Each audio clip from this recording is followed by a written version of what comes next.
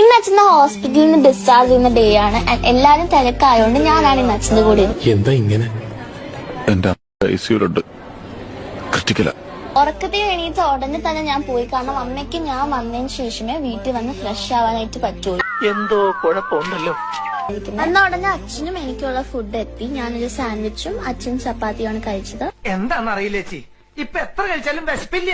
തിന്നാ തൂറ എന്തിനാ ഇത്രയും തൂക്കമുള്ള ആൾക്കാരെ ദൈവം സൃഷ്ടിച്ചേക്കണേ. കഴിഞ്ഞ വീഡിയോയിൽ പറഞ്ഞതുപോലെ മൈനർ സ്ട്രോക്ക് ആണ് വന്നത്. സോ 2 ദിവസം എടുത്തുള്ളൂ ഫുള്ളി റിക്കവർ ആവാൻ. നീ എന്താണ് ഇങ്ങനെയൊക്കെ? 2 മണി 3 മണിയായപ്പോ ഞാൻ ബിരിയാണി ഓർഡർ ചെയ്ത് കഴിച്ചു. കൊടലല്ലേ വയറ്റിയിരിക്കുന്ന? ഒന്നും കൂടി ഓക്കെ ആവാൻ വേണ്ടിയിട്ട് ഫിസിയോതെറാപ്പി ഡോക്ടർ ഡിസ്ചാർജ് ആയതിനു ശേഷം ചെയ്യാൻ പറഞ്ഞു. അയ്യോ, ഇങ്ങനെ പെമ്മക്കൾ ഉണ്ടാവാനേ പുണ്യം ചെയ്യണം.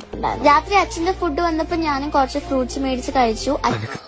തിന്നാന്നൊരു വിചാരം മാത്രമുള്ള ഭീകര നിന്റെ ആരാന്നറിയോ? അത് മറക്കരുത്. അച്ഛന് ഫ്രൂട്ട്സ് ഒന്നും കഴിച്ചുകൂടാ, കാരണം ഡയബറ്റീസ് ഉണ്ട്. ഇതൂടെ കേട്ട് കണ്ട നെത്തോലി സ്രാവിനെ പോലെ വിഴുങ്ങുന്നത്. ഇതൊക്കെ എങ്ങോട്ട് പോന്നോ? പോകുന്ന മുന്നേ ഇതായിരുന്നു എന്റെ കോലം. അപ്പത്തിലുള്ള തെറ്റാ വട്ടാണല്ലേ? അതെ. അയ്യോ, എങ്ങനെ മനസ്സിലായി? വീഡിയോ സ്കിപ്പ് ചെയ്യാതെ കണ്ടല്ലോ അല്ലേ?